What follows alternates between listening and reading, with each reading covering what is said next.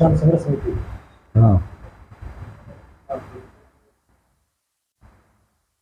नमस्कार दोस्तों, इस वक्त मौजूद हूँ भाई मैं बरवाड़ा के अंदर और मेरे साथ आप देख पा रहे हैं किसान नेता जिसका किसान आंदोलन में बहुत बड़ा योगदान रहा है, विकास से सर मेरे साथ मौजूद है। भाई साहब आपका स्वागत है हमारे चैनल पर। विकास भाई, अगर आप बात करा आंदोलन की, आंदोलन में बड़ा संघर्ष किया आपने और आंदोलन में जो आपकी मांगे थी वो मांगे आपकी मतलब होल्ड पर रखी गई थी या फिर आपकी मान ली गई थी, उनकी बात करा वो कड़ तक सिरा चढ़ी आज लग। देखिए, मुख्य मांग जो किसान आंदोलन की थी वो थी हमारी 3 कानून वापस करवाने की।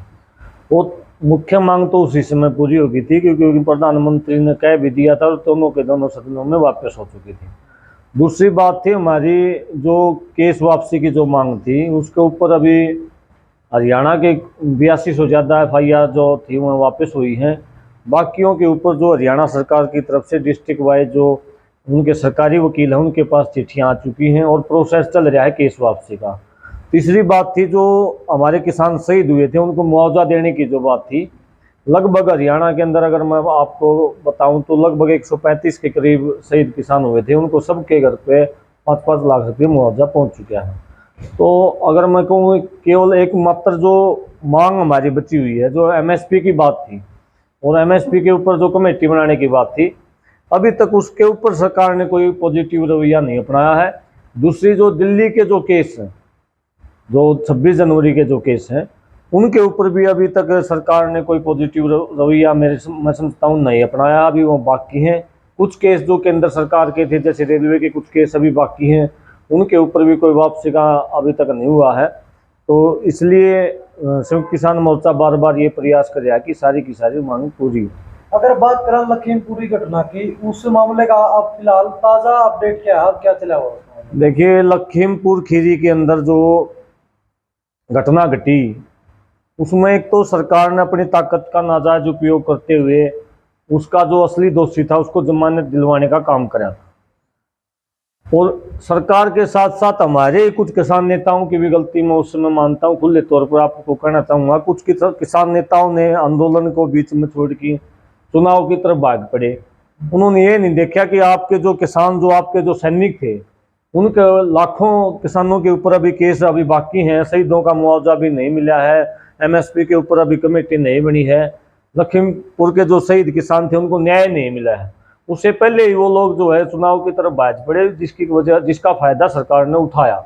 और वहाँ हुआ क्या, लखीमपुर खीरी के अंदर जो सही वकील करने चाहिए थे वो वकील वहाँ की जो लोकल कमेटी थी वो नहीं कर पाई, जिसके कारण से सरकार ने उसका फायदा उठाते हुए, उस कमजोरी का फायदा उठाते हुए उसको बाहर निकाल दिया था। तभी उसके बाद दोबारा से संयुक्त किसान मोर्चे की बैठक हुई और उसमें मजबूत वकील अब की बार कोर्ट के अंदर खड़े करे, जिसके परिणाम स्वरूप वो जमानत जो है उसकी रद्द कर दी गई और किसानों को कहीं ना कहीं न्याय की उम्मीद बढ़ी है और न्यायालय के अंदर भी हमारा विश्वास बढ़ा है क्योंकि जिसको उसको गिरफ्तारी के आदेश दे दिए गए हैं। अगर मैं बात करूं विकास जी आंदोलन की, आंदोलन के अंदर हर धरने के ऊपर हर टोल के ऊपर एक फरमान जारी था किसानों की तरफ से कि भाई किसी भी राजनीतिक आदमी को मंच नहीं दिया जाएगा, यानी माइक पर बोलने नहीं दिया जाएगा। लेकिन जो किसान नेता ये बात बोलते थे वो आज राजनीतिक पार्टियों में शामिल हो गए हैं। देखिए, एक तो एक आंदोलन का प्रोटोकॉल था, जब जो आंदोलन जो चल रहा था दिल्ली के अंदर, उसके अंदर मुझे इस बात की खुशी भी है कि पूरा का पूरा आंदोलन जो हमने जीता उसका मुख्य सूत्र यही रहा कि हम राजनीतिक लोगों से दूरी बना के हमने रखी। उस आंदोलन खत्म होने के बाद कुछ नेताओं ने राजनीति का रास्ता चुना है, कुछ पार्टियों में भी जा रहे हैं, उनका अपना अलग विषय है, लेकिन ज़्यादातर जो संयुक्त किसान मोर्चे के बड़े नेता थे, मजबूत नेता थे, वो आज तक पार्टियों से दूर भी रहे हैं और वो आज भी जो है किसानों की आवाज़ को उठा रहे हैं। अगर मैं बात करूं इस आंदोलन की, अगर ये आंदोलन दोबारा शुरू हो जाता है, जो किसान नेता अब राजनीति में नेता बन चुके उनको दोबारा उस जगह पर जगह मिलेगी? देखिए, मैं ये कहना चाहूँगा, अगर दोबारा से आंदोलन शुरू होता है और शुरू होता नहीं होगा आंदोलन, क्योंकि जो MSP की जो मुख्य लड़ाई थी आज हमारी बाकी है, वह 2023 में लड़ाई करनी पड़ो या 2024 में करनी पड़ो तो समय बताओगा कि किस दिन किसान दोबारा से इकट्ठा होता है। लेकिन उन लोगों के प्रति मैं ये कहना चाहूँगा कि हमें ज़रूरत है हमारे हर एक साथी की, हम ऐसा भी नहीं कर रहे कि उनको हम नहीं लेंगे, लेकिन जो गलतियां जिसने करी हैं उस गलती को स्वीकार करे। तो मैं ये निजी तौर पर ये चाहूँगा कि सारे साथी हम दोबारा से मिल के लड़ें, क्योंकि एकता के साथ अगर हम लड़े तो सरकार को हरा पाएंगे, अलग अलग लड़े तो हम सरकार को नहीं हरा पाएंगे। अगर विकास जी मैं बात करूं, आंदोलन के अंदर बीजेपी के प्रति रोष था, हरियाणा में जेजेपी और बीजेपी के प्रति रोष था सभी का, सत्ता परिवर्तन की सभी की सोच थी कि सत्ता परिवर्तन किया जाए। यूपी के अंदर यूपी के अंदर चुनाव हुए, वहां पर किसानों ने एक मिशन चला था, यूपी मिशन, जो बिल्कुल फेलियर रहा। और पंजाब की अगर मैं बात करूं, पंजाब के अंदर सत्ता का परिवर्तन हुआ है, लेकिन जो चीज लोग या किसान चाहते थे वो आज पंजाब के अंदर भी नहीं हो रहा। क्यों? क्योंकि आम आदमी पार्टी वहां पर आ गई। आम आदमी पार्टी ने आते ही किसानों के ऊपर केस करने का काम किया है। देखिए, मैं शुरू के दिन से संयुक्त किसान मोर्चे की जितनी मीटिंग हुई, वहाँ जो भी किसान नेता अपनी बात को रखा करता, वहाँ एक रजिस्टर लगा रखा था कार्रवाई का, उसमें उस मीटिंग की उसके बयान दर्ज होया करते। मैं शुरू के दिन से मेरा निजी सुझाव ये रहा करता कि हमारा काम है आंदोलन लड़ना, न कि चुनाव लड़ना। चुनाव लड़ना, लड़ाना, चुनाव जीतना जिताना ये पार्टियों का काम है, ये आंदोलनकारियों का काम नहीं है। और मैं निजी तौर पर ये चाहा करता कि हम इस आंदोलन को राजनीतिक या आंदोलन के प्रचार से, आंदोलन पार्टियों के खिलाफ प्रचार से दूर रखना चाह रहा था, लेकिन उसके बावजूद भी जो हुआ आपके सामने है। लेकिन पूरा किसान उसमें मिशन के अंदर आपने देखा होगा, कोई किसान यहाँ से हरियाणा से नहीं गया यूपी मिशन में। कुछ किसान नेता जरूर प्रचार कर रहे थे, पंजाब के अंदर थे कुछ किसान नेताओं ने चुनाव का रास्ता जरूर पकड़ा, लेकिन जो संयुक्त किसान मोर्चा था उसने स्पष्ट रूप से कह दिया था कि हम चुनाव नहीं लड़ रहे, ना हम किसी का प्रचार करें, ना हम किसी के खिलाफ वोट मांग रहे, अपनी मर्जी से लोग वोट डाल रहे हैं। इन सारी की सारी बातों से एक बात मैं स्पष्ट कह देना चाहूँगा कि सारी की सारी राजनीतिक पार्टियां जो हैं वो एक तरह से कॉरपोरेट घराने जो हैं, अंबानी या अडानी, वो सारे के सारे उन्हीं के तो गुलाम हैं। इन सब पार्टियों का बाप जो है, चाहे वो आम आदमी पार्टी है, चाहे इनेलो है, चाहे जेजेपी है, चाहे बीजेपी है, चाहे कांग्रेस है, इन सब का बाप जो है अंबानी और अडानी हैं। ये सब इनके बच्चे हैं। बीजेपी इनका बड़ा बेटा है, कांग्रेस छोटा बेटा है, उससे छोटे जो फिर आम आदमी पार्टी है, फिर नीचे छोटी छोटी क्षेत्रीय पार्टी हैं। क्योंकि जो भी पार्टी चुनाव लड़ती है, मान लिया आम आदमी पार्टी चुनाव लड़ा है, बीजेपी भी लड़ा है, तो जो उद्योगपति जो लोग हैं वो चंदा डोनेट करें इनको मोटा। मान लिया 500 करोड़ रुपये अगर बीजेपी को देवे हैं तो 250 करोड़ आम आदमी को भी देवे हैं, 300 करोड़ कांग्रेस को भी देवे हैं, शिवसेना को भी देवे हैं। सारी जितनी राजनीतिक पार्टियां उनको डोनेट करती हैं लोग। तो जब इनने अपना काम लेना हो तो इन्हें तो काम ले हुए हैं। और इनमें बहुत बड़ी ताकत आज जो है, आपने देखा भी होगा पिछले दिनों ही इंग्लैंड का प्रधानमंत्री भारत देश के अंदर आया है और वो सीधा किसी भी राजनीतिक आदमी के पास नहीं जाता, ना किसी गुजरात में जावे, गुजरात का मुख्यमंत्री के पास जाना चाहिए था, या भारत देश के प्रधानमंत्री नरेंद्र मोदी जो बहुत ताकतवर बताया जाए उसके पास जाना चाहिए था। लेकिन वो जावे कहाँ है, सीधा अडानी के घर पर जावे है, अडानी से मुलाकात करता है। इसका मतलब क्या है कि सबसे ज्यादा मजबूत और ताकतवर अगर आज इस देश में कोई है तो वो है अडानी। उसके बाद अगर कोई मजबूत और ताकतवर है तो उसके बाद है अंबानी। सारी की सारी राजनीतिक पार्टियां तो उसके हाथों में खेल रही हैं।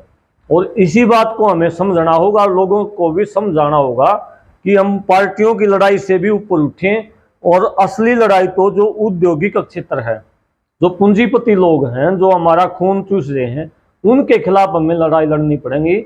हमारा जो असली समस्या इसमें है कि जो साइलोज बना रखे हैं, अब देखो हरियाणा के अंदर भी हैं, पंजाब के अंदर भी हैं, आज भी कानून वापस होने के बावजूद भी सभी साइलोजों में गेहूं गया है। जब अडानी हरियाणा के अंदर बिजली के अंदर कंडीशन लगा सके है कि मैं तो 12 रुपये प्रति यूनिट दूंगा, जबकि समझौता हो रहा था 25 साल तक का कि 3 रुपये 36 पैसे प्रति यूनिट देगा, तो आप इस बात के ऊपर विचार करो। जिस दिन गेहूं उनका कब्जा में आ गया तो उस गेहूं का रेट किस कदर बढ़ाओगे और किस मूल्य के ऊपर आपने गेहूं का रेट, वहाँ रोटी आपको मिलेगी। क्योंकि बिजली के बिना तो जी सका, हाँ, लेकिन रोटी के बिना तो जी नहीं सकते।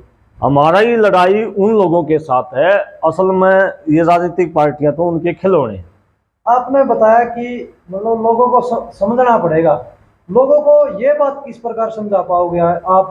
जिस तरह मैं आम आदमी पार्टी की बात करूं, जो फिलहाल अभी पंजाब के अंदर आई है, पहले दिल्ली के अंदर उन्होंने राज किया है। जो हरियाणा की अगर मैं राजनीति की बात करूँ, हरियाणा की राजनीति में कसीले खड़े हैं कि हम SYL का मुद्दे के ऊपर लड़ेंगे, SYL का पानी लेके आएंगे, और वही पार्टी पंजाब के अंदर जाकर बात करें तो जड़ी ले खड़े हो रहा है, ये बात बोलते हैं कि भाई पानी नहीं देंगे, वो पंजाब का हक है। ये आपकी बात बिल्कुल सही है, और इसी बात को समझना है कि जब सारी की सारी पार्टियां जो है ये दो मुंह या सांप हैं, ये दोनों तरफ से डस मारे हैं, एक तरफ से नहीं। एक तरफ आम आदमी पार्टी कह रही है कि हम पानी नहीं देवांगे, दूसरी तरफ यहाँ कह रहे हैं कि पानी ले आवांगे। एक तरफ हरियाणा के अंदर कह रहे हैं कि चंडीगढ़ हरियाणा का है, दूसरी तरफ पंजाब में क्यों है चंडीगढ़ पंजाब का है। यही हाल बीजेपी का रहा है। बीजेपी केंद्र में भी रही, बीजेपी पंजाब में भी थी, बीजेपी हरियाणा में भी थी। अगर बीजेपी की नीति साफ होती तो SYL के मुद्दे को भी सुलझा सके थी और चंडीगढ़ के मुद्दे को भी सुलझा सके थी।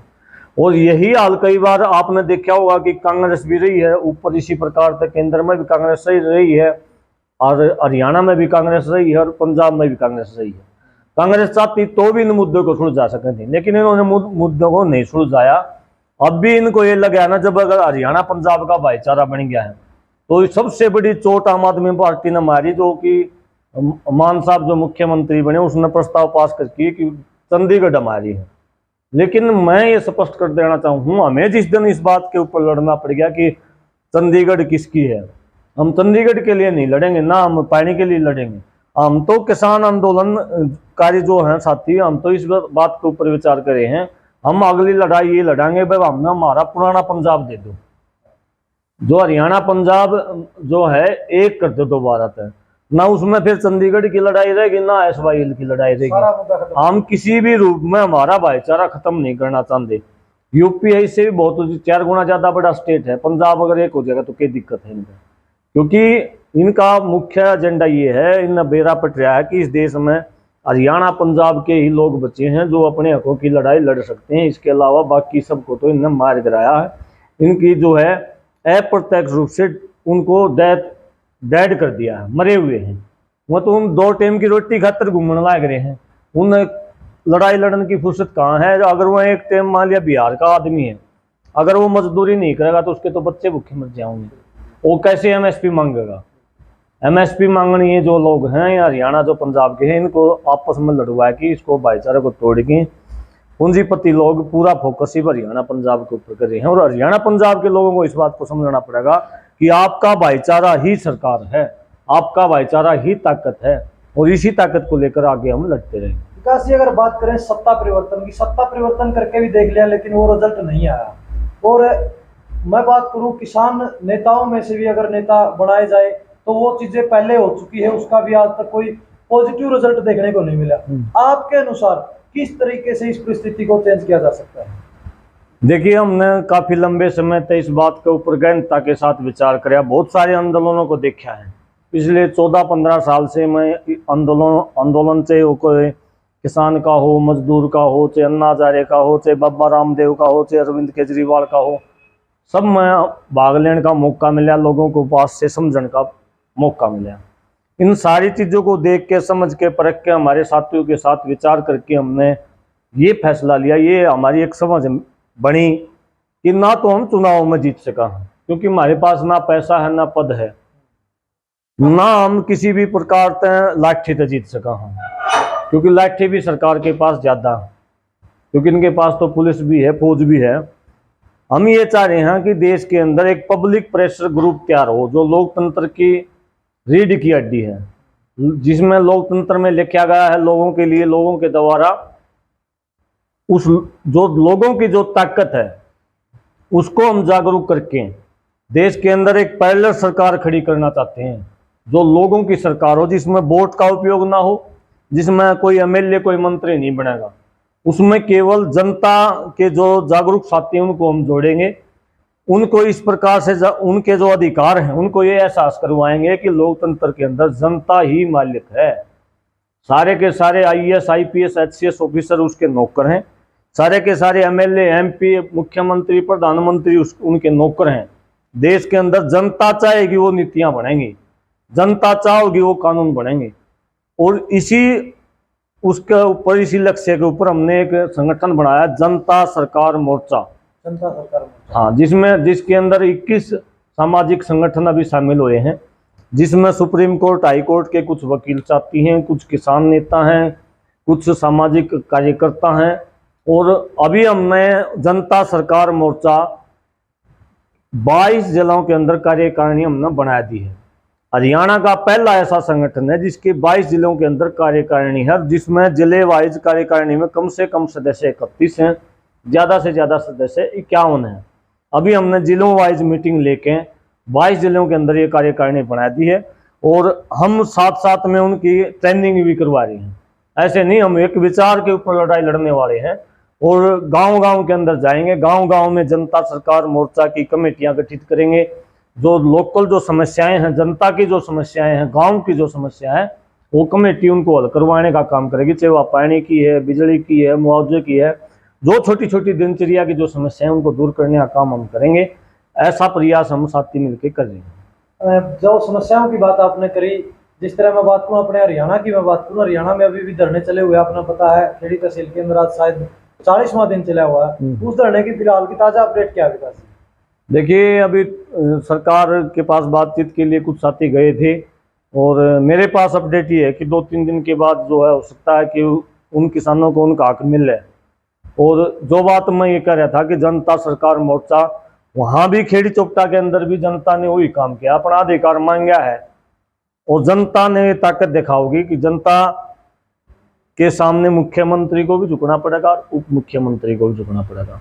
वही जनता ने ताकत दिखा के दिल्ली के अंदर प्रधानमंत्री को झुकाया था, वही जनता ताकत दिखा के खेतड़ के अंदर जो है थर्मल प्लांट वाले या सरकार प्रशासन के साथियों को झुका के काम करेंगे।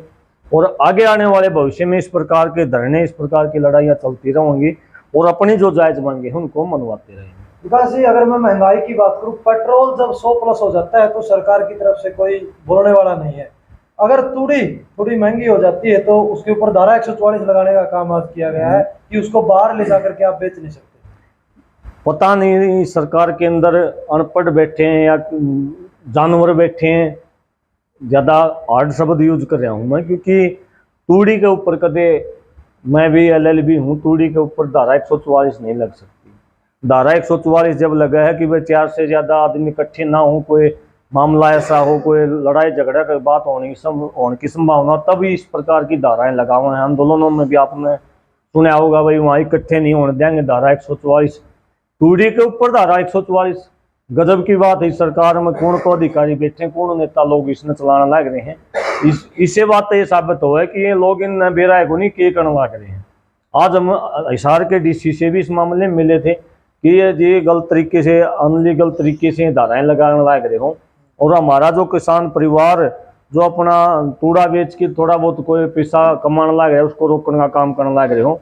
हमने चेतावनी भी दी है और अपील भी करी है कि अगर आज शाम तक ये धारा वापस नहीं ली जाती तो फिर जनता सरकार मोर्चा और संयुक्त किसान मोर्चा यह धारा हम तोड़ने का काम करेंगे, जो हमने आंदोलन में तोड़ी थी।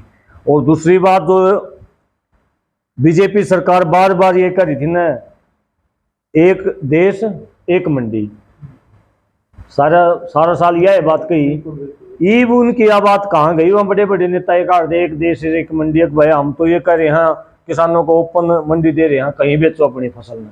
अरे फसल में तो बेचो, जो ना बेचो कहाँ बेचेंगे? और तूड़ा ही नहीं बेचने दे रहे, हिसार से बाहर तूड़ा नहीं बेच सकते आप, ये कैसे जबरदस्ती है? किसानों की ट्रालियां पकड़ के जबरदस्ती 500 रुपये क्विंटल में बेची जा रही है तूड़ी। अगर सरकार को जरूरत है तूड़ी की, किसान को बोलो आप 1200 रुपये क्विंटल ले लो तूड़ी, हम गारंटी देते हैं जितनी तूड़ी कहोगे उतनी दे देंगे। लेकिन जिस प्रकार से सरकार नीतियां बना रही है, ये किसी भी रूप में देश के किसान और मजदूर को जिंदा नहीं देखना चाहती। इनका मुख्य मकसद ये है कि किस प्रकार से ये खत्म हो, लेकिन हम इस प्रकार की कार्रवाई नहीं होने देंगे। विकास जी, अगर बात करें आंदोलनों की, अन्ना हजारे के आंदोलन से उठ करके केजरीवाल मुख्यमंत्री बने, किसान आंदोलन से अगर आपको कोई बड़ी पार्टी आपको ऑफर देती है, विकास सीसर क्या किसी पार्टी के अंदर शामिल होना चाहेंगे? देखिए, किसी विकास सीसर शुरू तक आया हुआ, जब तक सुना होगा, हम कोई राजनीति करने खातर नहीं आ रहे। राजनीति अगर करनी होती तो राजनीति करने के बहुत सारे प्लेटफॉर्म है। हम कभी भी ये नहीं चाहेंगे, मेरे अलावा भी कोई भी साथी जिसको राजनीति की चस्क हो और वो भाई इस किसान के माध्यम से या किसान के कंधे के ऊपर बंदूक धड़किन राजनीति करने जा है, तो साफ तौर पर कहना चाहूंगा वो किसानों का हत्यारा है अप्रत्यक्ष रूप से। मुखोत्ताधारी है वो, रावण है वो, जो राम का वेश बनाए कि ना अपना आपको सामाजिक आदमी दिखाए कि फिर राजनीति करना चाह रहे हैं। जिस दिन विकास शिष्य को राजनीति करनी होगी उस दिन खुली राजनीति करने खातिर आ जाओगा कि दिक्कत। राजनीति करने का तो एक ही तरीका है, अपना मैनिफेस्टो घोषणा पत्र तैयार करो और लोगों के बीच में चले जाओ, भाई मन वोट दोगे तो यो करूंगा, इन वोट दोगे तो यो करना लायक नहीं। राजनीति करने खातिर जो लोग सामाजिक प्लेटफॉर्मों का उपयोग करे न, वो इन राजनीतिक लोगों से भी घातक हैं। जो राजनीतिक नेता का तो पता है कम से कम ये राजनीतिक नेता, लेकिन सामाजिक नेता, मैं अपने आप को सामाजिक आदमी कह रहा हूँ, मेरा उद्देश्य लक्ष्य और कि में है, मेरा निशाना है राजनीति करना, तो क्या मैं समाज का भला कर पाऊंगा। जिस आदमी ने किसान नेता बनने के माध्यम से राजनेता बनना है, उसका तो ध्यान तो उड़े होगा ना राजनीति पर।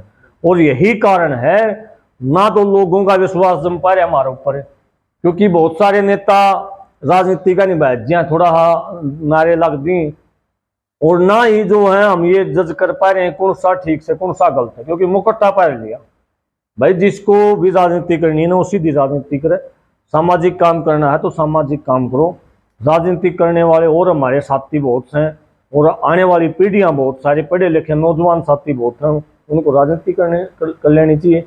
हम बिल्कुल भी किसी भी रूप में राजनीति में नहीं जाने वाले, किसी भी सूरत में। हमने जब तक भगत सिंह के सपने पूरे नहीं हो जाते, भगत सिंह ने आज़ादी के टाइम पे लिखा था कि मैं देश को उस दिन आज़ाद समझूंगा जिस दिन देश के मजदूर को और किसान को बराबरी का अधिकार मिल जाएगा। और हम ये मानते हैं जब तक उनके वो बराबरी का अधिकार नहीं मिल जाता तब तक हम क्योंकि हम भगत सिंह के वंशज हैं, उनके जो सपने थे उनके लिए लड़ते रहेंगे जब तक उनके सपने पूरे नहीं हो जाते। इसी प्रकार से आंदोलन करते रहेंगे। तो दोस्तों आपने पूरी बातें सुनी, आपने देखा कि विकास ईश्वर के अपने विचार क्या है। आपके जो निजी सवाल थे वो हमारे चैनल के माध्यम से हमने पूछने का काम किया। अगर आप भी कोई सवाल रहता है तो हमारे पास कमेंट के माध्यम से जरूर बताएं, ताकि आने वाले समय में जब दोबारा कभी भाई विकास ईश्वर से हम मिलेंगे तो आपका सवाल दोबारा जरूर करेंगे। आपको विचार कैसे लगे सभी कमेंट के माध्यम से जरूर बताएं। धन्यवाद, जय हिंद। धन्यवाद विकास भाई। धन्यवाद। जय जवान जय किसान।